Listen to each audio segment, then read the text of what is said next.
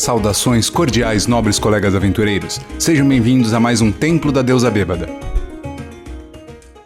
Beatus que non sentiunt reus circa sum acta non teaturae gallicare. Ô, seu bando de vagabundo, nesse templo não tem ladainha não.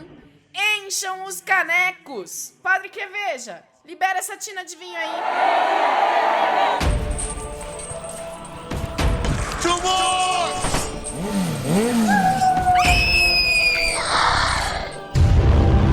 Templo da Deusa Bêbada. Olá, eu sou o Mago e eu acho que eu conheço a geografia do reinado melhor do que eu conheço a do meu país. Salve, salve, aventureiros! Eu sou o Mascote e que os deuses protejam do Herim. Eu sou o Will e a edição desse podcast vai ficar tão grande quanto o reinado de Arthur.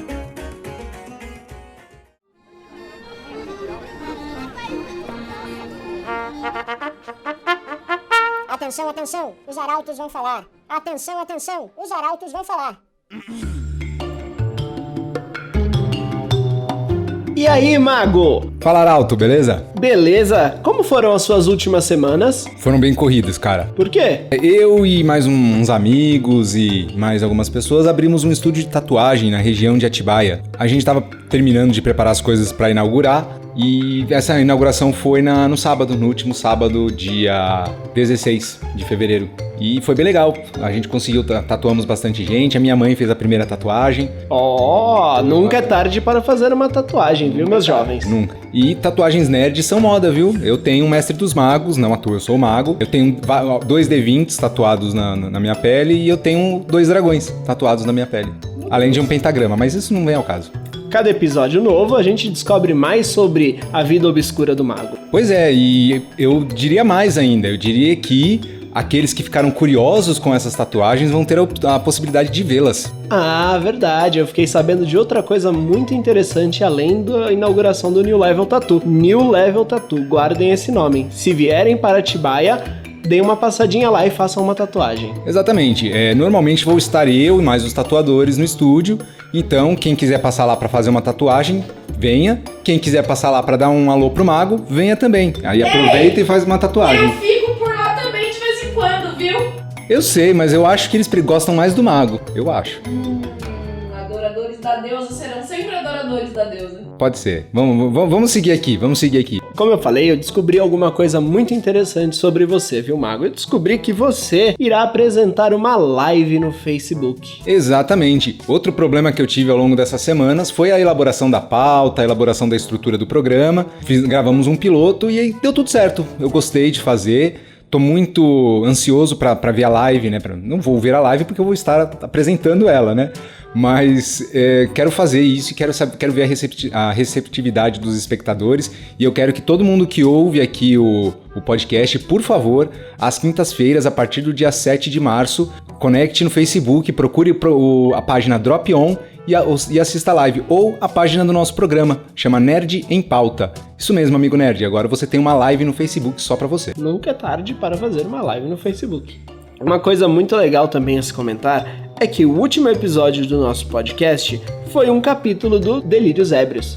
E eu gostaria de saber se os nossos ouvintes gostaram do que ouviram. Exatamente, porque se perguntar pra mim, eu gostei muito de narrar, eu gostei muito de gravar, eu gostei muito de criar. E gostei muito de ver toda a minha criação tomando forma ali, foi muito divertido aquela gravação.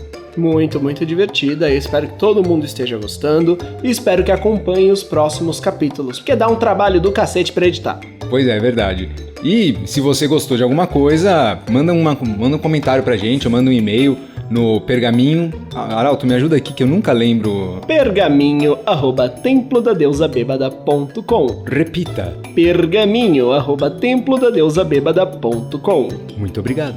E agora vamos ao nosso episódio de hoje, continuando sobre o mundo de Arton, né? O episódio passado terminou com a cosmologia artoniana. E agora nós chegaremos com o reinado. Isso mesmo, agora que nós conhecemos o universo, a cosmologia, a criação do universo, agora nós vamos diminuir um pouco o escopo da nossa visibilidade e vamos conversar sobre o espaço físico, né, o reinado e as suas figuras e personalidades. Por isso, ouça, compartilhe E curta nossas redes sociais, interaja conosco, mande aquele e-mail esperto no pergaminho@templodadeusabbebada.com, curta nossa página no Facebook Templo da Deusa Bêbada, no Twitter siga os nossos arrobas Bêbadadeusa, O Mago Bêbado e Arauto da Deusa. E deem aquela força para quem produz a gente, a Hexatons Produções. Beijo, Hexatons! Mua! Segue agora o episódio sobre o reinado de Arton. Pam, pam, pam, pam, pam, pam, pam, pam, pam. Um mundo de problemas.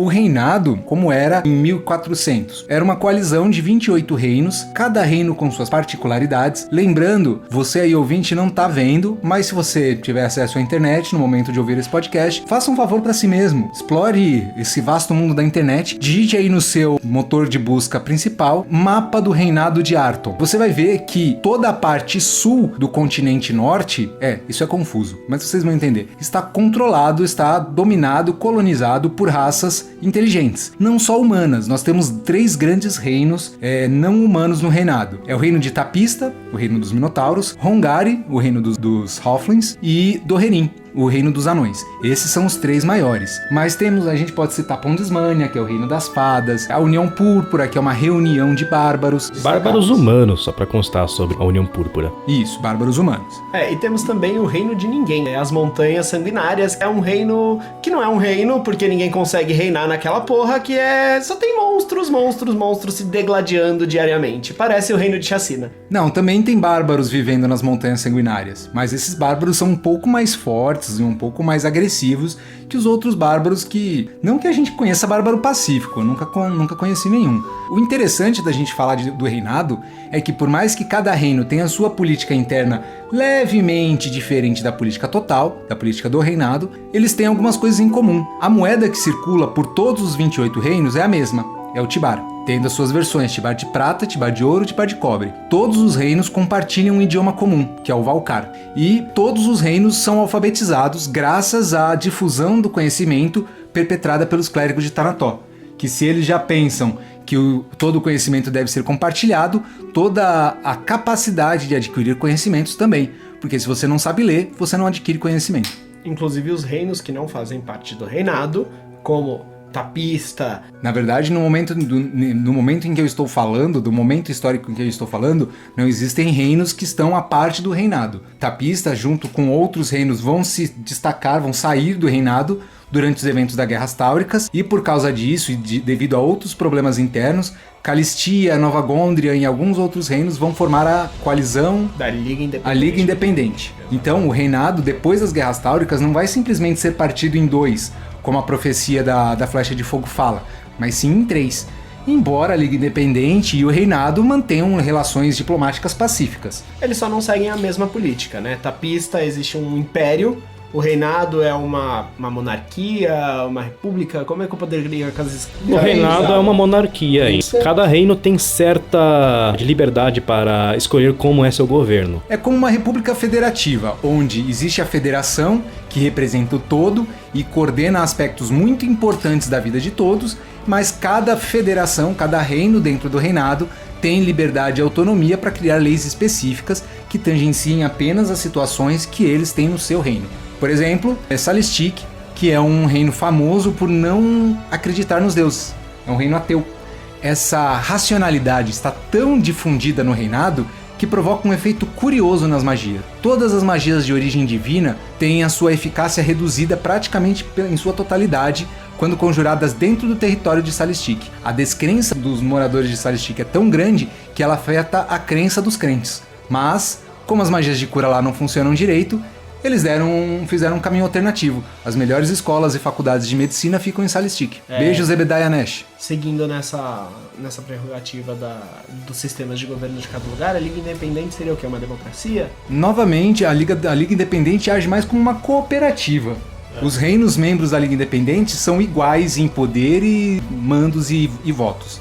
Se não me engano, a Liga Independente tem um número reduzido e ímpar de reinos, o que evita os empates. A Liga Independente é formada por 3 reinos: Salistic, Nova Gondrian e Calistia. Agora, não estou certo se a forma de governo desses reinos já era baseada em monarquia, no caso, em monarquia, ou se eles já faziam uso do... Eu posso fornecer algumas informações.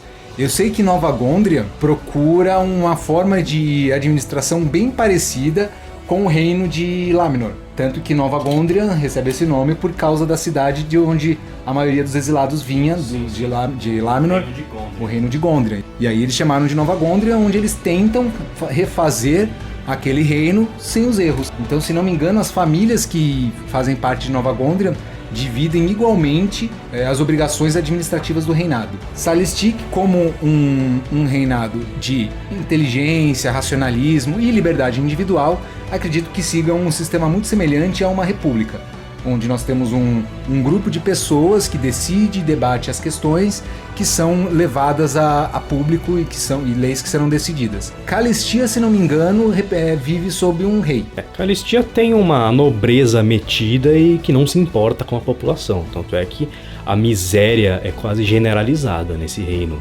Mas Calistia decidiu sair do reinado por conta do desinteresse do reinado e do protetorado do reinado e do exército do reinado com os Lurchlings, os tiranos das águas. Calistia saiu do reinado porque ela é governada por um bando de gente que é que nem o Paladino de Arton, tudo com dor. Eu acho que você não está consciente dos problemas que a população geral sofre com os tiranos das águas. Eu acho que você está equivocado na sua colocação. Eu compreendo que a população geral de Calistia sofre com os tiranos das águas, mas os próprios nobres não têm tanto interesse assim em resolver esse problema.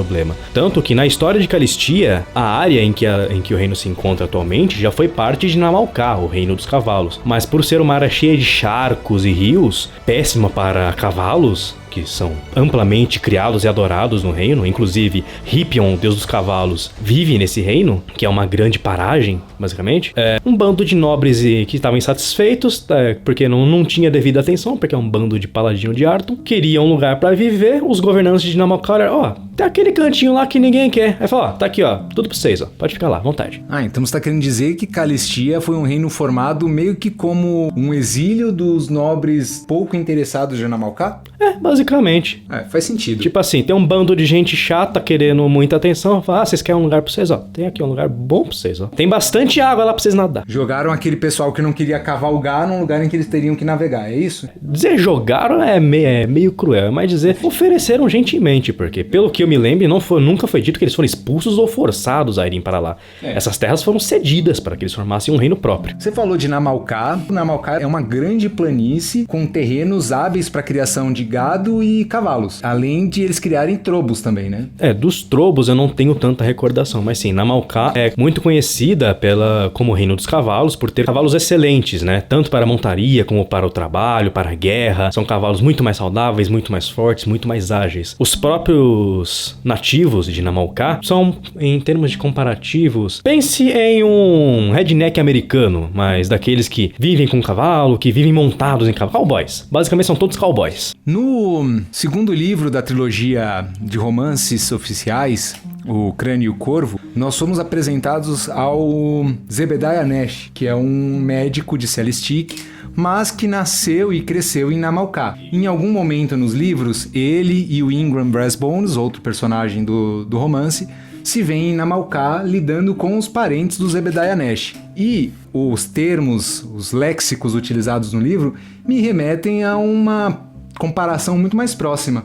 Eles falam, inclusive, eu leio com o sotaque dos mato-grossenses. Pode ser também. Pra mim, o reino de Namalká é um grande Mato Grosso ou Minas Gerais, onde cavalos e bois são criados e as pessoas falam daquele jeito. Mas quem não leu o livro, siga nosso conselho, leia, é muito bom. Inclusive, os nativos de Namalká são muito hábeis com cavalos. O próprio Zebediah, se eu bem me lembro, ele consegue domar um cavalo em pouco tempo. Ele consegue domar um cavalo e usá-lo para vencer uma corrida de cancha reta. Como vocês falaram, principalmente sobre Namalká agora, Namalká. Namalcá. Concordamos que é Namalcá, não, Davi? Namalcá. Então Namalcá. Por causa do H no final. Sim. Cada reino, assim como você falou outrora de Calístia e outros lugares, tem particularidades, idiosincrasias que tornam aquele reino especial de alguma maneira, né? Então a gente pode citar esses reinos agora e falar um pouquinho sobre cada um deles. Eu vou falar o nome de um reino e vocês que conhecem o reino me falam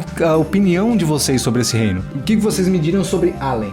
Não é um lugar onde eu gostaria de estar. Porque Alien é tão agradável, tem o baile de máscaras onde todo mundo trepa com todo mundo. Tem o Palácio Richantor, que é uma maravilha arquitetônica. Eu não quero correr o risco de um dia dormir inocente e acordar culpado com uma faca no meu pescoço. Olha, meu maior medo em Allen é eu não conseguir acordar no dia seguinte. Eles raramente se matam. O máximo que eles fazem é prenderem e mandarem matar. Eu desconfio muito, sempre. Allen é o famigerado reino da intriga. Se eu pudesse me debruçar um pouquinho sobre parte da história dele, eu usei esse reino numa aventura recentemente e tenho boas memórias sobre a história dele. Allen foi colonizada, construída, criada por 3 famílias de exilados. Não vou lembrar agora dos nomes das famílias. Mas, eventualmente, alguém, uma dessas 3 famílias, queria o poder só pra si. As outras 2 famílias sumiram misteriosamente, fazendo com que sobrasse apenas um regente para tomar conta de Allen. A partir de então, a intriga, os jogos de corte se tornaram algo corriqueiro, onde regentes são trocados às vezes de um dia para o outro graças a atentados que eles sofrem. Isso acontece há tanto tempo que a intriga, a manipulação, a mentira institucionalizou-se em toda a população. Então você pode se ver diante de um joguete político entre um estalajadeiro e um cachaceiro que só quer não pagar a cachaça. E de repente você vira um peão nos jogos políticos entre eles. Tudo é política, gente. Tudo é política. Até o que não é política. Legal falar do reino da intriga. É importante destacar também que os deuses mais cultuados desse reino, né? De maneira aberta seria Hinin, o deus da trapaça e etc. E Tanató. E de maneira completamente oculta, até porque é crime ser um Sazita, é Zaz. O culto a Zaz, ele acho que é mais frequente em Allen do que em qualquer outro reino. Ainda é secreto, ainda é um crime. O culto a Hinin tem principalmente apoio no fato de que Hinin não apenas tange o aspecto dos ladinos e da trapaça, mas Hinin também é o deus da esperteza. Tem que ser mais esperto do que todo mundo para que a sua manipulação e os seus jogos políticos façam sentido e deem o resultado esperado. Então Allen é um lugar onde você tem que ter olhos nas costas, as adagas vão surgir de onde você menos esperar. Tanató também é muito valorizada nesse reino, afinal, conhecimento é poder. Principalmente em Allen, onde a violência física é muitíssimo mal vista. E o aspecto dos clérigos e seguidores de Tanató não poderem mentir facilita muito nos jogos políticos, você ter alguém do seu lado que não pode mentir, não pode agir com falsidade. Mas os clérigos de Tanató arrumaram um jeito de sobreviver lá. Seguindo a ordem alfabética e, coincidentemente, completamente oposto a Allen, a gente tem o reino de Bielefeld. Você que pensa que é oposto a Allen. Intriga de cavalaria, né? Reis, sempre vai ter intriga ali no meio. A única diferença é que Bielefeld é um reino famoso por conter ordens de cavalarias e, consequentemente, ser um reino famoso pela honra de seus habitantes. Tanto que o maior culto dentro de Bielefeld é a Calmir, o deus da honra e da justiça. Bielefeld, o reino dos cavaleiros, ele abriga a Ordem da Luz, uma das ordens de cavaleiros mais honradas de Arton, talvez só não mais do que a Ordem de Calmir. Já houve um tempo em que a moral dessa ordem esteve muito elevada, mas várias intrigas políticas e... Eu não lembro agora se no ano de 1410 isso já havia ocorrido, mas... Na timeline mais recente, um advento terrível envolvendo a Tormenta e a Ordem da Luz fez cair bastante a moral da Ordem, mas ela ainda contém alguns dos maiores heróis conhecidos, entre eles o ex-bárbaro Sir Allen Thorin Greenleaf, atual sumo sacerdote do deus Calmir. E um cavaleiro de extrema retidão, moral e honra. Só rivalizado pelo grande Sir Orion Drake, o cavaleiro de um braço só. Orion Drake, ele é um herói importantíssimo na trilogia Tormenta, responsável por expulsar uma das áreas da Tormenta de Arton. Um fenômeno nem um pouco ignorável. E para que vocês entendam, Sir Orion Drake é tão foda que uma vez ele foi enfrentar um exército e ele sacou sua espada, matou 50 soldados e então desferiu um golpe. Com um braço? Não. Ele matou 50 soldados sacando a espada. Eu vou fazer mais um comentário sobre Orion Drake que você vai entender o que a gente tá querendo dizer. Orion Drake contou até o infinito, 2 vezes. Orion Drake é o nosso Chuck Norris. Cara, é badass. Orion Drake uma vez montou um dragão e destruiu um exército inimigo com uma baforada de fogo desse dragão. Detalhe, era um dragão de gelo. Ele deve criar panda albino. Bielefeld é um reino muito importante, sim, de cavalaria, tem muito poder, a sua honra é muito grande, tem personagens importantíssimos, mas a gente não pode esquecer que ele é um reino extremamente fragilizado por todos os conflitos que ocorreram durante os anos. Desde a fúria de Bentos, que destruiu parte de sua costa, as Ilhas Kubar. Bentos veio para proteger as Ilhas Kubar de um ataque de Bielefeld. Isso ocorreu durante a colonização de Arton Norte. Guiados principalmente pelos dogmas de Thanatos, de civilização e tudo mais, havia-se uma ideia muito grande de expulsar os povos nativos, que eram selvagens e bárbaros que viviam no reinado, antes dele ser o próprio reinado. Em Bielefeld ocorreu uma grande chacina desses povos que, em suas costas, eram adoradores de Bentos, o deus dos dragões marinhos. E ele nunca concedeu efetivamente poderes a seus adoradores. Não existe um druida ou qualquer outro servo de Bentos que receba poder desse deus. Mas quando os povos bárbaros começaram a fugir para o mar e ir para Kubar enquanto eram caçados pelos cavaleiros, Bentos se ergueu e literalmente afundou uma parte da costa do reinado, que continha inclusive uma cidade muito rica de Bielefeld. E ele mantém essa cidade como se fosse seu tesouro particular, com toda a riqueza que havia lá, com dragões marinhos guardando ela, e selacos e outros monstros. O que eu li nas minhas pesquisas dá conta de que os xamãs cubarianos invocaram realmente Bentos. Na verdade, não invocaram como um ritual ou algo consciente. Até onde se sabe, os cubarianos só tiveram consciência da existência de Bentos após esse evento. Mas eles oraram por alguém, para alguém, protegê-los dos cavaleiros. E Bentos ouviu essas preces, porque ele já tinha poder de Deus, então ele poderia, na minha hipótese, estar associado com isso e ouvir essas preces, e decidiu ajudar. E realmente, fiquei sabendo desse evento, ele destruiu uma parte da costa, tanto que Kubar não era uma ilha. Kubar era o litoral daquela região. Mas depois que Bentos agiu, ele separou, ele destruiu um pedaço da terra que ligava a hoje ilha de Kubar, com o resto do reinado. E os moradores cubarianos, a gente pode fazer um paralelo com os maores das ilhas polinésias, que eles usam tatuagens ritualísticas, eles montam em lagartos gigantes. Eu não lembro o nome desses lagartos agora. Seguindo essa linha desses eventos importantes que fragilizaram cada vez mais o reino de Bielefeld, a gente pode citar o problema que eles tiveram foi dentro da Ordem da Luz com relação à invasão da Tormenta. Tiveram um sério problema com a Tormenta dentro do próprio reino, por mais que a Tormenta não esteja naquele reino especificamente manifestada. Isso, spoiler alert. Porque esses eventos correm no segundo livro da trilogia oficial. Então, se você ainda não leu nenhum desses livros, eu aconselho que pause o cast agora, vá ler e retorne aqui. A gente espera, tá bom? A gente espera, não espera? Espera. Então, beleza. Bom, agora que você já leu o livro e voltou pra gente, esse evento marca a invasão da corrupção da Tormenta dentro da Ordem da Luz. Alguns cavaleiros, durante uma missão na União Púrpura, acabam sendo infectados por insetos, por criaturas que infectam nele um pouquinho do sangue, um pouquinho da corrupção dos Lefeu. Sim, os simbiontes, como seriam conhecidos. E esses cavaleiros corrompidos pela Tormenta acabam se achando acima de todos, e mais puros, mais corretos, e decidem fazer um expurgo, criando caos e danificando o prédio da Ordem da Luz. Isso é importante lembrar. Parece simples eu falando de criaturas, humanos sendo dominados pela corrupção dos Lefeu e destruindo a cidade onde eles vivem, e eu me atentar apenas à destruição da Ordem da Luz, é porque eu gostaria de comentar que a Ordem da Luz foi um prédio, a sede da Ordem da Luz foi construído pelos anões, com uma obra primordial de arquitetura, mineração e encaixe de blocos, melhor do que muito montador de Lego por aí, de forma magistral, a ponto do Castelo da Ordem da Luz brilhar em qualquer momento do dia ou da noite. A configuração das paredes, telhados e tudo mais fazia com que qualquer luz que estivesse próxima fosse refletida exponencialmente. Obviamente, o castelo não era uma tocha, não era um farol, mas ele era claramente notável de longe, uma das construções mais brilhantes em qualquer dia, em qualquer horário do dia ou da noite. O Castelo da Ordem da Luz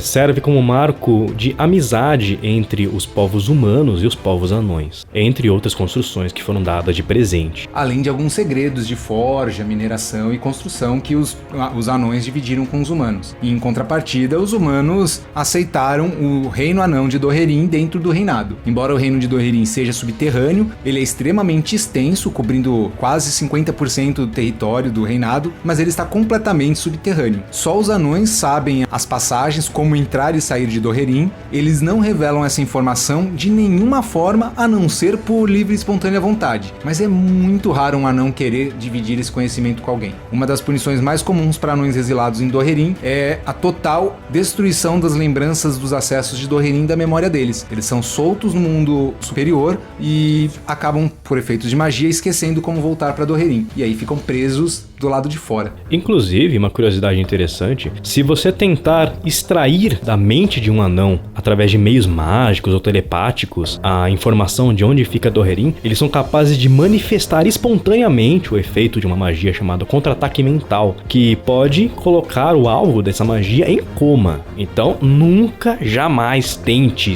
ler a mente de um anão para extrair tal informação, a menos que você queira ter um sono bem longo. Até porque a única coisa que a gente pode querer de muito importante no Reino Anão é a cerveja anã, mas eles já exportam pro reinado há muito tempo, então não precisa. Fora que só de ir pra lá você pode morrer no caminho, recebendo um beijo de Tenebra. Eu prefiro ficar só com a cerveja que a gente encontra aqui na taverna do lado, né? Seguindo nessa linha ainda, a gente teve Bielefeld envolvido em diversos confrontos com Yuden, uma nação extremamente belicosa, com Portsmouth. O regente, né, de Portsmouth tem um comportamento um tanto quanto belicoso e desagradável com os seus reinos vizinhos, principalmente Hongari, e isso gerou grandes atritos com o passar dos anos e agora, mais recentemente, na cronologia artoniana, né, com a Guilda do Macaco lá, dos nossos amigos dos autores, temos agora a invasão dos puristas, né? E Bielefeld está sendo importantíssima na Guerra Mundial de Arthur. Só rapidamente explicando para os ouvintes que não sabem, Arthur atualmente existe uma mesa oficial dos autores de Tormenta, onde eles se aventuram e tudo que acontece nessa mesa se torna evento canônico de Arthur. Há pouco tempo atrás iniciou-se uma guerra mundial entre os puristas Yudenianos, que a gente vai explicar melhor no futuro, e... Bom, todas as raças não humanas de Arthur pretendem dominar Arthur, converter todos às suas crenças e etc. E Bielefeld está oferecendo, se não a maior, uma das maiores resistências contra eles. Por sinal, Bielefeld sempre está na linha de frente contra todas as ameaças de Arthur. Apesar de todas as suas disputas internas, de toda essa fragilidade, ela sempre toma a frente em todos os confrontos, representando a justiça do reinado. Tirando os indivíduos mais covardes e mais vis que existe, tá, gente? Espírito de porco tem em qualquer lugar. A Ordem da Luz é, em sua maioria, composta de pessoas honradas, corajosas, valentes e dispostas a dar a própria vida antes que um inocente ou um civil seja ferido. De certa forma, podemos dizer que Bielefeld representa o máximo de nobreza e bondade e coragem que existe na raça humana. Mas pra mim também Bielefeld é como o Rei Arthur encontra Game of Thrones.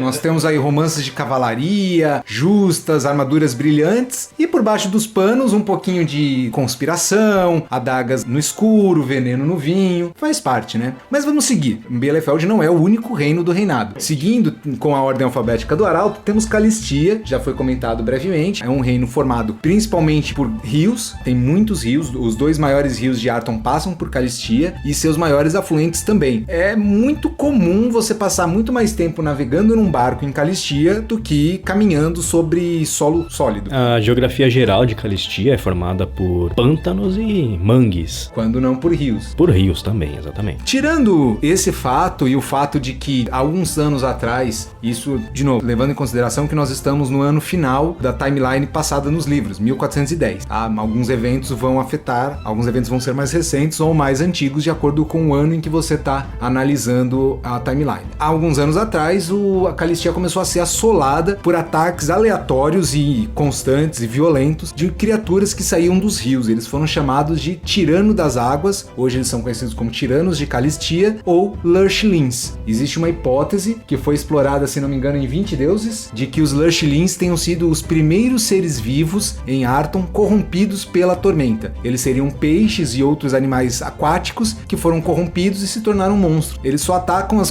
comunidades ribeirinhas para roubar alimentos e fazer fazer vítimas. Cada pessoa que tem seus mantimentos, seja porque é um comerciante ou porque tem os mantimentos em casa para sustento de sua família, vai tentar protegê-los. Por isso acabam entrando em conflitos com os Lurchlings ou os tiranos. Esse eu acho que é o aspecto mais interessante de Calistia, depois do fato de ela ser completamente cercada por rios e pântanos. E uma coisa interessante sobre os Tiranos das Águas é que cada um deles é único, não existe uma raça de Tiranos das Águas. Eles têm poderes únicos e variados, que podem, desde capacidade de liberar descargas elétricas, ou garras, tentáculos, entre várias outras formas físicas e poderes especiais e únicos de cada ser. Eu sei que eu tinha comentado de que anime em outro lugar, mas eu preciso falar, esse comentário do Davi agora me fez pensar em, seria Calistia o mundo Pokémon? Cada um evoluiu a sua maneira, Cada né? tirano tem seu arquétipo de poder, né? Quando ele falou de soltar raios, eu falei assim, então é o Pikachu essa porra. Bom, sinceramente eu espero que eles não evoluam, porque senão o povo de Calistia tá ainda mais ferrado. Arton já tem problemas demais sem eles evoluindo. Seguindo a ideia, nós temos o próximo reino, chamado Reino de Colen. Esse eu gosto bastante. A sua epítome, né, o seu apelido é o Reino dos Olhos Fantásticos, porque em Colen um efeito incomum acontece. Praticamente 90% da população tem heterocromia, que é duas cores diferentes em cada olho. Então tem pessoas com olho verde e um olho azul, outras com olho castanho e um olho verde, e assim sucessivamente, até cores bizarras como púrpura, prata, dourado, sem íris, ou aí o globo totalmente branco ou totalmente negro, sendo que isso não gera nenhum tipo de preconceito. O único preconceito que os colenienses têm é com cegueira. A visão para eles é extremamente importante, e se alguém nasce com defeito visual, provavelmente vai sofrer o mesmo efeito que alguém nascesse com um problema na perna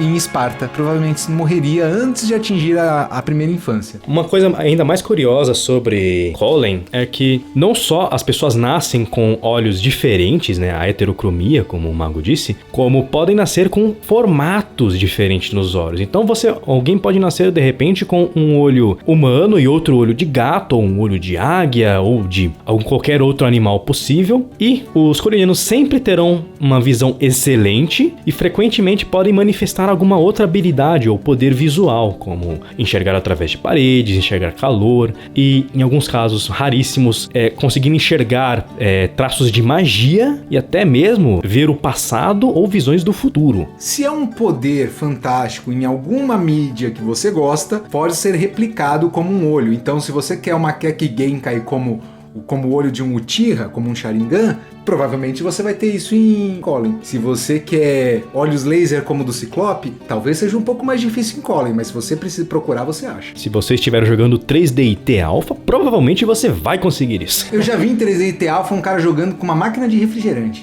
3DIT é isso. Você pode jogar com um sapato que dispara pudim de ameixa. Enfim, só mais um adendo sobre Colen. Os olhos exóticos de Colen, pelo menos ao que parece, não são características genéticas e hereditárias. Basta que você nasça no reino para que você os desenvolva. Literalmente você nascer no reino.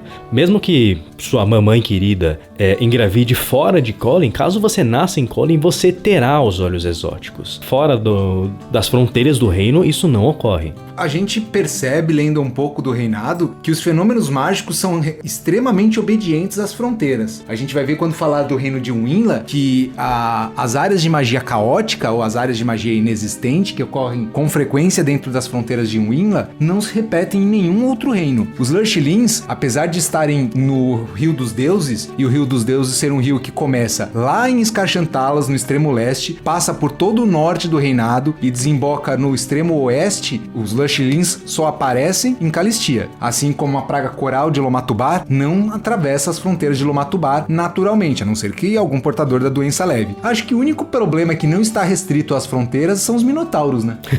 De fato. Então, Mago, na verdade, alguns reinos, eles foram fundados com base as fronteiras foram feitas com base nessas características exóticas. Como, por exemplo, o Winla tem suas fronteiras formadas com base nos limites de onde ocorrem as áreas de magia selvagem. Ah, então eu criei uma relação de casualidade invertida. Eu encarei que era a causa, na verdade, é o efeito, e que o efeito, na verdade, é a causa. E, por exemplo, Derreon, o reino capital, as fronteiras deles foram demarcadas de acordo com o limite do do alcance do poder de Valkyria, isso na época em que ela era aprisionada. Tanto é que se você olhar o mapa, os limites de Derrel são quase um círculo perfeito. Menos aquela parte que encontra com as Montanhas Uivantes, que provavelmente devido ao poder da Beluga, ocupava Montanhas Uivantes, o poder divino de Beluga interferiu com o poder divino de Valkyria, quebrando as fronteiras de Derrel. Aquela parte mais avançada nas Montanhas Uivantes, se eu não me engano, é resultado de uma expansão, uma expedição que ocorreu por parte dos moradores do povo de Valkyria. E isso parece que fez com que o alcance do poder dela se expandisse um pouco. Eu não me lembro com exatidão da história. Bom, aproveitando que vocês estavam falando de Derrel agora, vamos falar de Derrel. Derrel é o reino capital, foi provavelmente o primeiro reino fundado com suas fronteiras bem estabelecidas, uma vez que, como o Davi já falou, as fronteiras de Derrel foram definidas como os limites geográficos aos quais os clérigos de Valkyria tinham acesso ao seu poder. Isso significa que, até a deusa ter sido liberta na aventura A Libertação de Valkyria, os clérigos dela só tinham poder dentro das fronteiras de Derrel. Por isso, essa fronteira circular, como um raio de ação do efeito divino da deusa. Note que, apesar dos clérigos de Valkyria só terem poder dentro dos limites de Derrel, falando um pouco mais em termos de jogo, a deusa não incentiva seus servidores a ficarem tão próximos dela. Ela queria que eles fossem além e levassem sua palavra. Em termos de jogo, você não recebia toda a experiência se você fosse um servo de Valkyria se aventurando dentro dos limites onde os poderes concedidos dela funcionam. Porque, segundo a deusa, não é desafio se você não tiver dificuldade. Então, quer maior desafio para um clérigo do que enfrentar o universo sem os seus poderes divinos dados de graça pela sua deusa ou pelo seu deus? Então, isso vai de acordo com os dogmas da deusa, que é: vença os maiores desafios, torne-se melhor, supere tudo e todos. A capital de Derrel chama Valkyria, uma homenagem nem um pouco indiscreta à deusa, né? Uma vez que o Palácio Imperial fica entre as coxas da Valkyria, da estátua. Lembrando que mesmo após a libertação da deusa, a estátua continua no mesmo lugar, abençoando como uma matrona da cidade de Valkyria. A cidade é construída de uma forma similar a um V, de forma que ela fique toda de frente para a estátua de Valkyria. E, nas palavras do centauro Trebane, os humanos têm bom gosto por construir sua capital abaixo de uma deusa nua. A estátua da deusa está nua, mas não tem tantos detalhes anatômicos assim. Ela é mais uma silhueta entalhada, né? Aí depende do ilustrador que você pega. E depende do grau de imaginação do narrador que estiver descrevendo a cena. E, só uma curiosidade, a estátua de Valkyria tem 500 metros de altura. É oficialmente a construção mais alta de Arton e uma das 8 maravilhas do cenário, não é? Com certeza. As demais maravilhas são as outras deusas. Não, eu tô falando das maravilhas arquitetônicas, a pirâmide do Saralan, o templo de Triunfos. Tem vários templos que são, assim como na Terra nós temos as maravilhas do mundo, o Arton também tem as suas maravilhas. Cada um tem sua definição de maravilha, não é mesmo? Eu troco um Redentor por uma Valkyria. O Cristo Redentor? Eu também, trocaria fácil. Um abraço para nossos ouvintes cristãos. Aqui a gente tolera todos, mas a gente prefere as deusas voluptuosas. Outros pontos de destaque de Valkyria, principalmente da capital, na cidade tem, além do Palácio Imperial, sede do poder do rei Imperador Torme, atualmente deposto, atualmente renunciado. Temos também uma das principais entradas para a Academia Arcana, um dos acessos principais de Doherin, mas é oculto, só anões sabem entrar e sair de Doherin, lembrando disso sempre. Temos também a sede do Protetorado do Reino, além de várias famílias de mafiosos que controlam a cidade. Mas eu não li Valkyria, a cidade sob a deusa, então não posso falar muita coisa sobre isso. Como a gente falou, os goblins nesse cenário são bem marginalizados, né? Inclusive, na capital do reinado existe uma favela, que é a favela Goblin. Mas também é uma cidade que abarca outras culturas. Existe uma colônia, que é um bairro, como seria o bairro da Liberdade em São Paulo, por exemplo, que é o bairro de Nitamurá, uma pequena colônia tamuraniana após os eventos da Tormenta. Esse bairro já existia, na verdade, antes do evento que trouxe a Tempestade Rubra para o antigo Império de Jade. Quando a tempestade atingiu o reino, o imperador, que eu não vou me lembrar o nome agora, imperador de Tamurá... Tekametsu. Obrigado. Ele usou um poder gigantesco para teletransportar uma parte da capital de Tamurá para esse bairro em Valkyria, salvando assim a cultura tamuraniana. Ele usou tanto poder que ele se matou fazendo esse ritual. Basicamente, ele morreu. Além de esses lugares importantes. Valcária também reúne a Arena Imperial, que, assim como o Coliseu, é um local para jogos, encenações de batalhas e eventos populares de entretenimento. Inclusive, tem um papel muito importante dentro de Holy Avenger. Também foi dada aos humanos de presente pelos anões. A Arena Imperial? Sim, ela é uma construção É anã. verdade. Eu lembrei. Os anões desse cenário são bem generosos, né? Por enquanto. No começo. Todo anão é legal até a segunda página. Pô, como assim? Todo anão? Como assim? O que você tá falando? Anões são um pouco gananciosos, extremamente teimosos e monstruosamente rudes. Nada a ver isso aí, tudo mentira. A gente já falou tanto de anões, né? Então vamos falar sobre Dohaerin agora. Isso, Dohaerin, seguindo a ordem alfabética. Dohaerin forever! Dohaerin é uma caverna gigantesca, é a morada dos anões no cenário de Tormenta. Os anões já viviam em Hamnor muito antes da colonização pelos humanos. São mais antigos, vivem há mais tempo. Há muito tempo atrás, antes das caravanas virem de Arton Sul para Arton Norte, os anões viviam na superfície de Arton. Entretanto, uma profecia de um grande mal que atingiria o mundo fez com que eles fossem para o subterrâneo. Em fato, Dohaerin, ela não é só uma caverna ou um simples reino. Ela é praticamente um mundo subterrâneo. Ela se estende por praticamente toda a extensão de Arton Norte, tendo suas fronteiras quase que no Rio dos Deuses, no ritmo de Hangzhou, ao sul. Hangstirfastix. Obrigado. É basicamente o maior reino do reinado, apesar de geograficamente não estar no reinado. Ele é só um de muitos reinos subterrâneos, diga-se de passagem, e o mais pacífico. Então agora a gente precisa lembrar que a gente precisa de mais do que 2 coordenadas para marcar um lugar. O Dohaerin está no reinado, sim, só que um nível abaixo. É a mesma coisa que você dizer que o subsolo de um prédio não faz parte do prédio. Faz sim. O que mais falar sobre Dohaerin? Ah, sim, eles têm uma grande parede onde os anões registram toda a história de sua raça, desde o momento de sua criação, da junção, da união da deusa Tenebra com Calmir, que muitos dizem que foi um truque que Tenebra teria seduzido o deus da justiça, enquanto outros dizem que foi realmente um caso amoroso entre os dois deuses. Vamos combinar, né? Qualquer um toparia se a Tenebra virasse pra você e falasse assim, vamos criar uma raça? Pô, eu topava agora. Eu tô esperando essa carta até hoje. Desculpa, deusa. Terem uma noção. Eu não ouvi isso. Pra vocês terem uma noção da grandiosidade de Dohaerin, vocês podem pegar todos os reinos anões que vocês viram, principalmente nos filmes das obras de Tolkien, como Moria, a Montanha Solitária, o Reino da Montanha Solitária. Qual é o nome dele mesmo? Erebor. Pegar toda essa grandiosidade e toda a arte deco do filme Metrópolis e juntar numa coisa só. Jesus. Arte deco. Arte deco, aquelas Tem certeza que você foi convidado pro cast certo? Agora a gente vai falar de arquitetura, urbanismo, design de interiores. Falando em design de interiores, a arquitetura anã ela é incrível. Além do Palácio Imperial e de outras construções que eles têm tanto no subterrâneo, lembrando aí da Montanha de Ferro, que é a maior construção de alguma civilização dentro de todo o reinado. Em qualquer lugar que você for, você não vai encontrar uma única construção tão grande quanto a Montanha de Ferro. A Montanha de Ferro, algumas análises que eu li em vários livros ao longo desses anos, me dão a entender que a Montanha de Ferro é o equivalente a Moria e Erebor num lugar só. Tão grande quanto Moria e Erebor juntos. Para os ouvintes, a Montanha de Ferro é um dos acessos, talvez o maior acesso de Dohaerin, que fica na superfície. Ele se encontra nas Montanhas Uivantes, que são vizinhas de Derreon.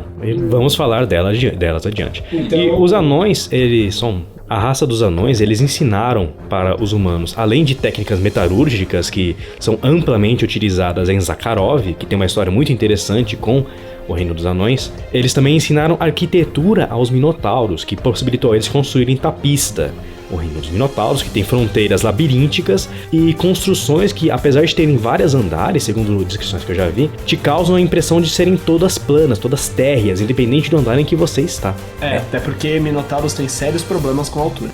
Pavor, medo, fobia, ojeriza, asco, mais alguma coisa? Repulsa. Cagaço. Eu acho que a gente não precisa falar muito mais de Dohaerin. Até porque ninguém aqui é anão, tirando o mascote, mas ninguém conhece Dohaerin. Eu mesmo nunca narrei Dohaerin Dohaerin, e meu maior contato com Dohaerin foi durante, se não me engano, um conto ou uma aventura solo. Não, era uma aventura mesmo, que levava em consideração o maior tesouro dos anões, que é Humnan, a espada sagrada do deus Calmir. Fortalecendo a opinião dos anões de que Calmir era sua divindade patrona, o próprio, em sua forma de avatar, chegou aos regentes de Dohaerin e entregou a eles a sua espada, o artefato, o próprio. Fica armazenado no cofre mais seguro e mais protegido, ficava aprisionado no cofre mais seguro e mais protegido de Dohaerin, porque não tá mais.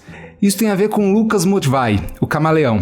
Seguindo a lista de reinos, nós vamos falar agora de Fortuna. Fortuna é um reino bem peculiar. Toda a sua tradição civil, social, está baseada nos pequenos rituais de superstição que visam controlar a ansiedade, o nervosismo e ajudar no cotidiano. Sabe aquela sua mania, aquela superstição de sempre tocar num santinho antes de ir embora para te dar proteção? Sabe aquela sua superstição de sempre usar a mesma cueca velha quando você assiste o jogo do seu time favorito? Então, todos eles em Fortuna fazem a mesma coisa, só que lá isso realmente faz efeito. Muitas coisas realmente funcionam em Fortuna. Ter trevos, ferraduras, qualquer amuleto, qualquer ritual para atrair a boa sorte, eles executam todos. Sair de casa com o pé direito, acordar com o pé direito, qualquer coisa que você possa fazer para dar sorte, eles fazem. Alguns rituais realmente funcionam, outros parecem que não. Por garantia, eles fazem todos. Lá o reino inteiro é organizado em Feng Shui, tá ligado? Pra tudo funcionar. É uma boa.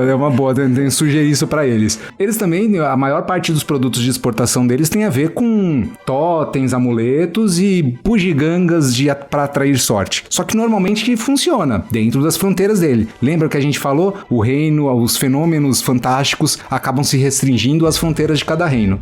Inclusive, um pequeno comentário sobre as guerras táuricas, esses rituais todos e tudo mais é motivo de conflito entre os minotauros que dominaram Fortuna e a população de Fortuna, já que os minotauros tentam suprimir um pouco isso para impor sua cultura e ao mesmo tempo eles encontram problemas por não executarem tais rituais. Exato, uma vez em Fortuna, faça como os fortunianos. Siga os protocolos. Seguindo a nossa lista, chegamos num reino doce, delicioso, diria até antidepressivo. Delicious. É o reino de Hershey. É um reino famoso por ter uma região rica em Gorad. Gorad é uma guloseima produzida, usando sementes de uma planta que só cresce naquela região e ela é altamente calórica, bem nutritiva e doce, muito doce. Para quem não sabe, eu li uma descrição do Gorad há muito tempo atrás. Quando eu tive a percepção de que aquela descrição se tratava de uma barra de chocolate, eu tive um mind blow. E a gente já pode considerar que o Gorad é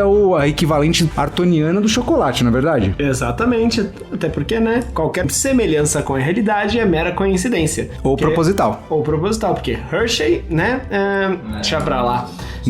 Não é plágio porque não tem S. Não é plágio, um só. Mas é muito parecido. Infelizmente, meus caros Mago e... Eu já sei do que ele vai falar. Ele vai falar que depois, alguns anos depois, alguém chamado Rodenford se tornou o protetor legítimo do reino e agora ele se chama o Protetorado de Rodenford. Pois é, infelizmente, o nome do reino foi oficialmente modificado. Mas por problemas judiciais? Eu não sei se isso foi uma modificação recente no cenário, porque, como o Mago disse, se foi alguém chamado Rodenford que se tornou protetor da região e por isso uma mudança de nome, ou se, em termos oficiais, isso é assumido como se esse sempre tivesse sido o nome do reino. Mas de Hershey, ele passa a ser chamado de Protetorado de Rodenford. Esse nome Hershey, ele é mais antigo, tá? Vocês têm que se lembrar que eu sou um jogador da época onde não existia nem o WhatsApp para você mandar aquele meme esperto sobre o guerreiro que queria enfrentar o dragão. E mais uma observação sobre o reino, ele deve ser o reino com a melhor relação e mais antiga com o reino de Tapista, de forma que os minotauros tapistanos sempre cuidaram da segurança de Rodenford ou Hershey, como vocês preferirem, já que como havia um grande foco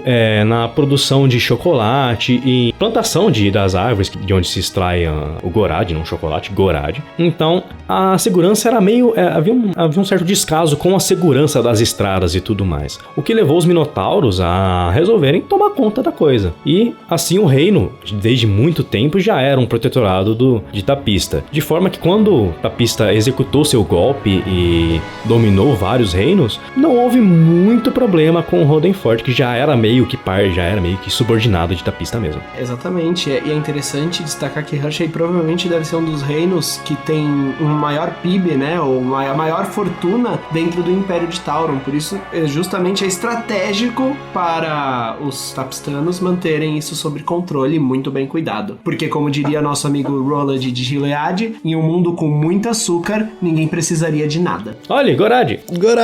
A deusa acabou de realizar um milagre aqui no nosso templo e invocou uma pocinha de Gorod aqui pra gente se deliciar, por isso a minha voz aqui tá com esse som esquisito. E é da concorrente, hein? Não é Hershey. Por sinal, uma curiosidade sobre Gorad, ele é muito popular entre aventureiros que se aventuram nas montanhas uivantes por se manter comestível no frio e muito durável. Aí já é muita energia. E é caro pra caramba o Gorod. Mas vamos parar de falar de chocolate e vamos falar daqueles que melhor consomem essas guloseimas, o reino de Hongari. Lembra que eu falei agora há pouco que haviam 3 grandes reinos não humanos em Arton? Falamos de Doherin, falaremos mais tarde de Tapista e agora estamos falando de Hongari, o reino dos Halflings. Sabem aqueles seres diminutos, de pés grandes, peludos e uma habilidade matreira em se manter escondido e furtar pequenas coisas que os hobbits têm? Então, nós temos um reino inteiro com essas criaturas, mas a maioria deles se assemelha aos hobbits do condado padrão. Gostam de ficar em casa, curtem uma boa lareira, fazem várias refeições por dia e tudo que gostam, tudo que mais querem é de paz e tranquilidade. Mas existe uma coisa peculiar sobre o reino de Hongari, não é mesmo, mascote? Então, Hongari, na verdade, apesar de ser oficialmente o reino dos hobbits... Halflings, desculpe, por questões de direitos autorais são Halflings. Apesar de ser oficialmente o reino dos Halflings, eles não são a maioria exatamente em seu reino e também não se preocupam muito com a governança, em governar esse reino. Os Halflings são muito pacíficos e brincalhões, eles não se importam com questões políticas, eles se preocupam mais em ter uma boa vida e vender suas ervas de fumo. Por sinal, deusa, eu acredito que você deve ter muitos adoradores entre os Halflings, não é mesmo? Boêmios e bon-vivants como são? Alguns, e eles fornecem algumas ervas bem gostosas que combinam com muitas cervejas, vinhos, hidroméis e coisas do gênero. Não, eu estava interessado em que você falasse sobre triunfos. Claro, eu estava indo para lá. Mas a gente não vai falar de triunfos mais pra frente também? Então, a gente vai falar que Triunfos fica aí, em Hongari, e é tudo que a gente vai falar por enquanto, porque Triunfos, na minha opinião, é uma das particularidades do cenário mais instigantes e interessantes de se falar. E eu quero dar um tempinho e um espaço específico para ela. Apenas uma palhinha, então, para os ouvintes que estão curiosos sobre Triunfos, por que ela é tão importante. Triunfos é uma cidade que está sob efeito de uma bênção maldição, que faz com que todos que morrem dentro de suas fronteiras renasçam instantaneamente, mas uma vez que isso acontece, você não pode deixar as fronteiras da cidade. Calma, menos spoiler, que agora você adicionou mais uma curiosidade. Por que uma cidade estaria sob uma famigerada bênção maldição? Mas isso é bom, deve segurar os nossos ouvintes mais um pouco. Tenham paciência, pessoal. A gente tá quase chegando lá. A gente vai falar agora de Kubar, um reino insular, isso é uma ilha, mas o mascote já falou bastante sobre essa ilha quando nós falamos de Bielefeld. Uma pequena correção apenas então, Mago, se você me permite. Não. Tudo bem então, segue. Não, faz, cara. Kubar não é uma ilha, é um arquipélago, um conjunto de pequenas ilhas, algumas inclusive vulcânicas, lar de um povo humano e também é frequentemente habitada por elementais da água e dragões marinhos. E uma coisa bastante curiosa sobre esse povo de Kubar, eles realmente lembram muito os Maori com suas tatuagens tribais. Apesar de eu falar tatuagens tribais, eles não são bárbaros, não existem bárbaros em Kubar. O povo de Kubar é muitíssimo culto, na verdade, e eles procuram ter boas relações com o povo do reinado, apesar da história um pouco trágica envolvendo esse povo nativo e os colonizadores. Uma coisa que a gente precisa lembrar é que bárbaros e cultura diferente são coisas completamente diferentes, né? A gente brinca que a gente usa a terminologia bárbaros, talvez por ela resumir alguns aspectos que são abraçados pela cultura dos kubarianos, mas realmente eles são civilizados, eles têm uma cultura rica, muito bem estruturada, eles simplesmente têm uma cultura muito diferente da nossa, ou dos artonianos comuns, mas isso não os considera não os torna bárbaros. Inclusive, cubarianos têm uma tradição de cavalaria, de certa forma similar aos povos do continente, porém eles não montam cavalos, eles montam uma espécie de lagarto gigante nativo dessa ilha, tem uma habilidade bastante curiosa de andar sobre as águas. Calango doido. Uma curiosidade. Hoje em dia não achei, mas numa das versões anteriores do sistema de Tormenta, existia uma coisa chamada talentos regionais, que eram talentos que cada nativo de cada reino poderia comprar, teria acesso àquele talento desde que nascesse ou passasse a maior parte da sua vida naquele reino. E o do talento regional competente aos cubarianos envolviam poderes mágicos nas tatuagens deles, né? Como arquétipos de maores, eles usam as tatuagens como sinal de status ou sinal de fases da vida passadas. Toda vez que um adolescente, um cubariano, se não me engano, faz 13 anos, ele recebe a sua primeira tatuagem que marca ele como um adulto daquela sociedade. E as tatuagens variam em significados e em motivos. Por causa de um filho, por causa de uma batalha vencida, por causa de uma batalha perdida. E algumas tatuagens concedem a seus usuários certos efeitos mágicos um pouco mais limitados. Mas hoje em dia eu não vi esse talento num sistema recente, então eu não posso afirmar. Esse talento regional pode ser encontrado no sistema 3DT Alpha, no manual Tormenta Alpha. E sim, eu estou fazendo jabá desse sistema maravilhoso porque 3DT Alpha é foda. Seguimos falando de reinos costeiros, né? Falamos de Kubar, agora vamos falar de Lomatubar. Eu acho que o final bar deve ter alguma coisa a ver com perto do mar, né? Não, Petrínia não tem. Hershey também não. Tirondir também não. Como não tem Petrínia Bar? Não tem final. Lomatubar é o reino da praga. Na história mais antiga de Lomatubar, os colonos que se desviaram, a gente tem que lembrar o seguinte: toda a Arton Norte foi colonizada basicamente pelos colonos que vieram do Grande Exílio, que atravessaram o istmo de Hankfar Styx. Todos chegaram em Derreon e descobriram que ali era um bom lugar para se morar, mas nem todos quiseram morar na mesma região. Então houveram grupos de expedição que se espalharam para os 4 cantos do reinado. Um deles encontrou uma região próxima do mar, habitável, com pastagens próprias para cultivo, para pecuária, etc. E se estabeleceram lá. Na verdade, gostariam de se estabelecer lá se não fosse as incessantes hordas de orcs que os atacavam. Mas, felizmente, se não me engano, um feiticeiro ou um mago... Um mago, isso, ele... O que ele desenvolveu? Ele desenvolveu uma espécie de doença mágica, por assim dizer, que foi espalhada, uma espécie de arma biológica, por assim dizer. Era isso que eu ia comentar e avisar também, prestem atenção, amiguinhos, os perigos de armas biológicas. Porque essa arma foi dispersada por todo o reino na forma de uma chuva, uma tempestade. Olha, normal. Opa. Calma, não é uma tempestade rubra, é uma tempestade comum.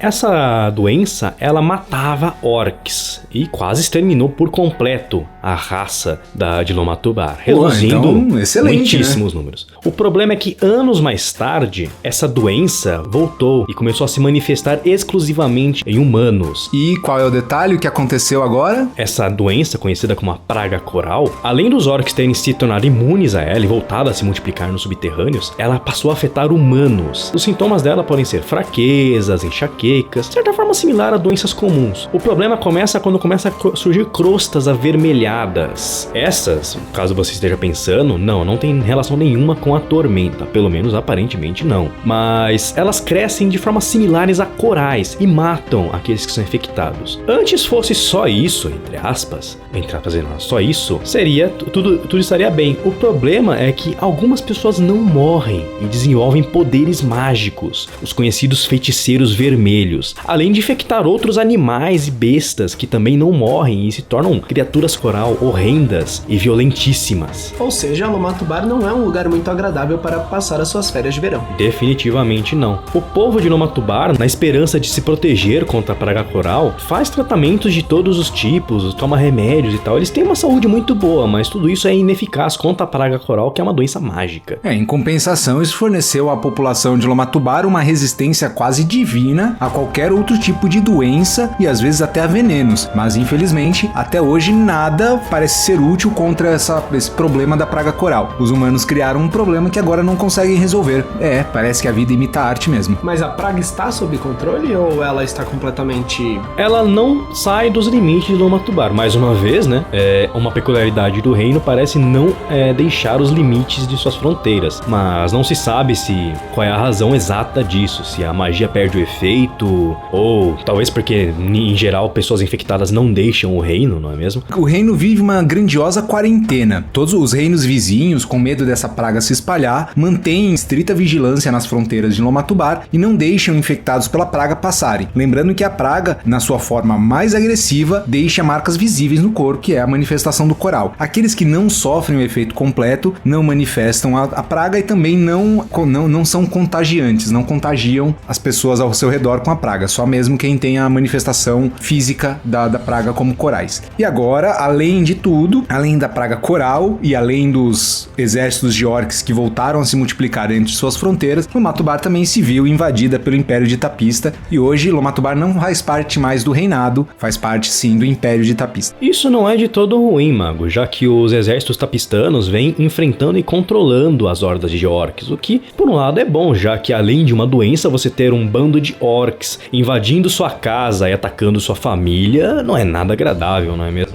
Sem dúvida. E só uma curiosidade sobre a praga, apesar de em estágios avançados ela aparentemente não ter cura, em estágios ainda iniciais, aparentemente cura divina provinda de clériga de Lena parece ser eficaz em curar e evitar a doença. E os médicos de Salistic têm se esforçado muito em pesquisas para curar essa doença. De certa forma, para eles seria como provar que a medicina é mais eficaz que os poderes divinos. É realmente interessante. Se não me engano, quando a praga coral se manifesta numa pessoa dando a ela poderes mágicos, ela também confere a essa pessoa uma certa insanidade, não é? Sim. A praga coral, quando não mata uma pessoa infectada, ela desenvolve poderes mágicos, mas ela perde a cabeça, ela se torna louca. Seguindo com a nossa lista, chegamos agora a Montanhas Uivantes. Nós falamos rapidamente sobre ela. Vocês já sabem que as Montanhas Uivantes são um reino gelado, onde neve cai quase que constantemente, dificilmente se encontra um solo arável, né? Quando se encontra solo, ele se encontra naquele estado de permafrost, né? Congelamento superficial do solo, torna o ambiente um pouco hostil à vida. Mas, mesmo assim, existe vida e existe uma vida pululante nas Montanhas Uivantes. As Montanhas Uivantes, elas não fazem parte oficialmente do reinado, já que as tentativas de entrar em contato com a rainha deste lugar, a Beluga, a rainha dos dragões brancos, resultaram em uma vez na expulsão do enviado e na segunda vez a comitiva foi devorada pela rainha. Mas ela também não é hostil ao reinado. E agora o contato com a rainha Beluga é um pouco mais difícil, levando em consideração que ela tá morta. Foi morta pelo nosso queridíssimo paladino de Arton, aquele cara que tinha muita dor. Outra coisa interessante pra gente falar sobre as Montanhas Uivantes, a gente falou sobre Beluga, a deusa rainha dos dragões brancos, mas tem aí um caso de amor mal resolvido aí nesse muquifo de deuses aí, hein? É um triângulo amoroso. Um triângulo amoroso digno da velha lenda de Arthur, Guinevere e Lancelot. Eu não sei quem é quem nessa história, mas esse triângulo amoroso envolve Beluga, Scar e Calmir. Calmir era apaixonado por Beluga, mas Beluga deu mais atenção, deu mais moral. Na verdade, ela foi meio forçada a isso pelo Scar, o rei dos dragões vermelhos, que, na opinião dele, um dragão rei tem que ter uma rainha dragoa. E como a rainha dragoa mais bela e mais interessante era a Beluga, Scar, como um dragão vermelho extremamente cobiçoso, queria a mais bela das dragoas rainhas para ele. Isso gerou um ódio gigantesco em Calmir, que, como sempre, você, Davi, fala que o paladino de Arton é um grande pau no cu. Mas Calmir também foi. Pois foi ele que aprisionou Beluga lá simplesmente porque ela era uma dragoa e estava se envolvendo com um dragão. Então Calmir foi muito egoísta nesse ponto.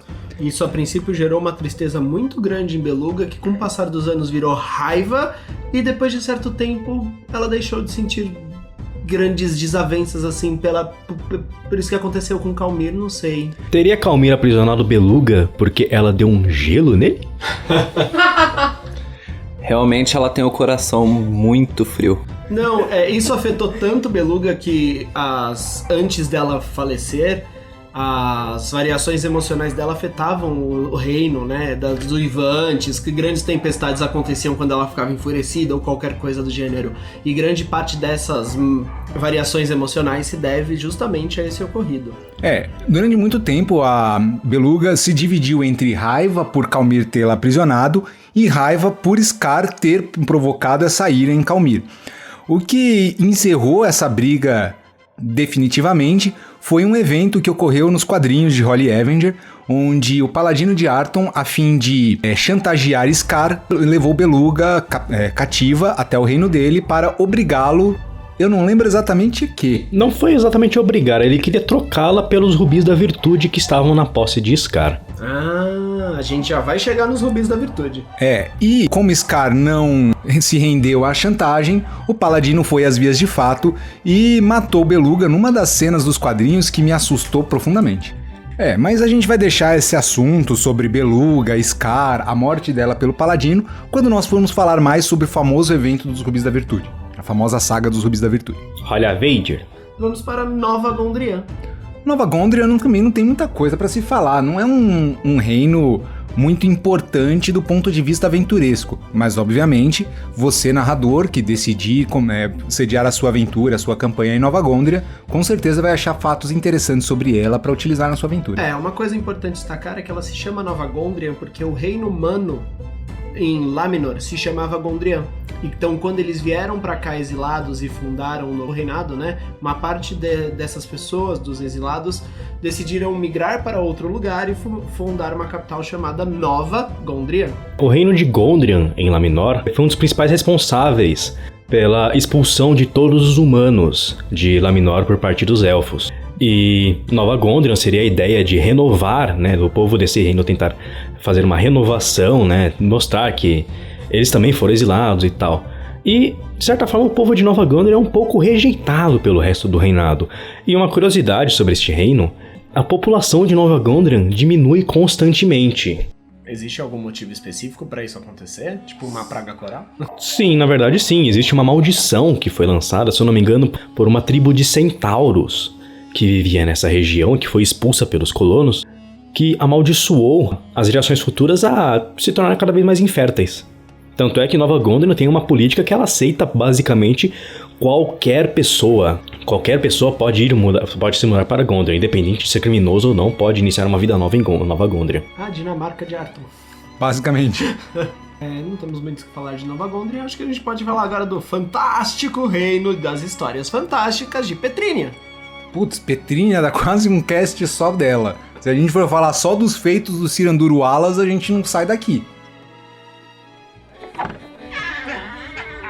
A cerveja é adiantado. Não, eu só vim ler um negócio aqui mesmo.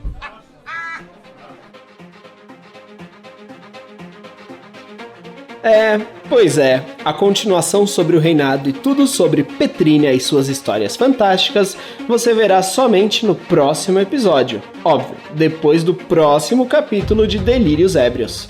Mas vamos às notícias. Cara, eu tenho uma notícia bem legal aqui para os fãs de jogos eletrônicos, para os fãs de RPG eletrônico. Se você é como eu, cresceu, né, há algumas décadas atrás, passou a sua adolescência com algumas pérolas da gamificação eletrônica, como Baldur's Gate, Planetscape Torment, que eu rejoguei esses dias no emulador, Neverwinter Nights, todos esses jogos que foram famosos durante a década de 90 e princípio dos anos 2000, vão ser relançados agora para os consoles da nova geração. Os jogos Baldur's Gate, Baldur's Gate 2, Baldur's Gate Siege of Dragonspear, Icewind Dale, Planetscape Torment, Neverwinter Nights. Todos esses jogos vão ser lançados para consoles pro PS4, Xbox One e Nintendo Switch.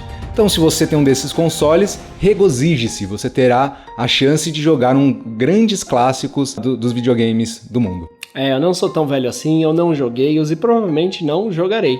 Infelizmente não saíram para PC, né, Mago? Por quê? Você só tem PC? Só tenho PC, o melhor console do mundo. Tirando a falta dos jogos exclusivos, é óbvio. Você sempre pode fazer um emulador. Não sei se existe emulador de PS4, ou de Xbox One, ou de Nintendo Switch. Mas quem sabe, né? Os hackers estão aí todo dia inventando uma coisa nova, né? Sim. Alguns emuladores são russos, inclusive.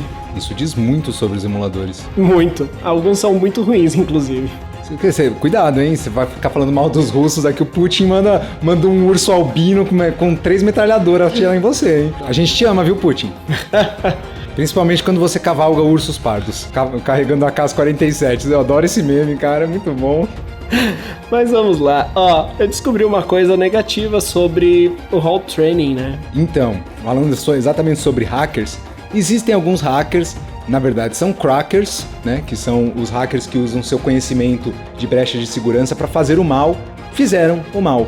Se não me engano, no último dia 14, o Roll20, que é uma plataforma de jogos online, principalmente jogos de RPG, sofreu um ataque de crackers que roubaram 700 megabytes em dados pessoais de usuários, como os últimos 4 números do cartão de crédito, e-mail, senha, conta do Roll20 e tudo mais. Então, levando em consideração que normalmente esses dados são criptografados em pequenos arquivos de textos, assim, eu não sei exatamente como funciona, 700 mega é informação para caralho. Exatamente, se você pensar que todos esses dados são apenas códigos binários e você não precisa guardar esses dados como imagens, são guardados como string de texto, limita-se os espaços entre os caracteres, você diminui o tamanho do arquivo, então ele pode ter coletado muitos dados. A equipe do Roll20 aconselha aos usuários que atualizem e modifiquem as suas senhas, porque não dá para saber quem foi afetado, qual usuário foi afetado. Eu vou fazer isso em breve, então eu recomendo que os meus ouvintes que têm conta no Roll20 façam o mesmo, o mais rápido possível. E como dicas de segurança, vamos dar para todos: não usem a mesma senha em vários lugares, mudem-as frequentemente. Se a plataforma que você está utilizando tiver métodos de autenticação de logins, use-os. Use todos os meios possíveis para garantir a sua segurança na web. E óbvio, não clique em links de WhatsApp. Não clique em links de WhatsApp, cuidado com as correntes de WhatsApp, cuidado com as fake news, porque isso também é questão de segurança, de cibersegurança. Exatamente. Principalmente não clique em links de sites pornográficos, jovens. Entra logo no site e se diverte. Não, pornografia é ruim. Vamos aos e-mails. Excelente, Arauto. Vamos lá, passe para mim o primeiro e-mail. Não temos e-mail. Não temos e-mail, caro colega Arauto, porque os nossos ouvintes estão ocupados ouvindo o nosso podcast, estão ocupados procurando os livros de RPG que citamos, estão ocupados jogando RPG, mas eu tenho certeza que, enquanto o seu personagem morre por um ataque crítico de um Giralon, dá tempo de você fazer um pequeno comentário no nosso site ou mandar rapidamente um e-mail para pergaminho@templodadeusabbada.com. Ou mesmo comentarem as nossas publicações no Facebook, no Twitter. Interajam conosco no Twitter, nós adoraremos interagir com vocês também. Principalmente no Twitter, que é a melhor rede social. Exatamente. Temos Instagram também, embora não temos muitas imagens, não temos fotos nossas. A gente pode fazer um álbum, várias selfies, né, e colocar no Instagram. Não gosto de aparecer em foto. Tá bom, ok. Então é isso, pessoal, mandem e-mails pra gente, comentem, curtam, compartilham, fala pra mamãe, fala pra vovó, fala pro titio, fala pra pacatatucutia. O importante é ouvir o podcast e comentar com a gente. Interaja, a gente tem saudade de vocês, que a gente ainda não conhece. E a Deusa quer mandar um recado pra vocês. Ela não quer mandar nada não, tá ocupada com o vinho dela. Tá de ressaca hoje. Beijos! Cara de surpresa, poxa!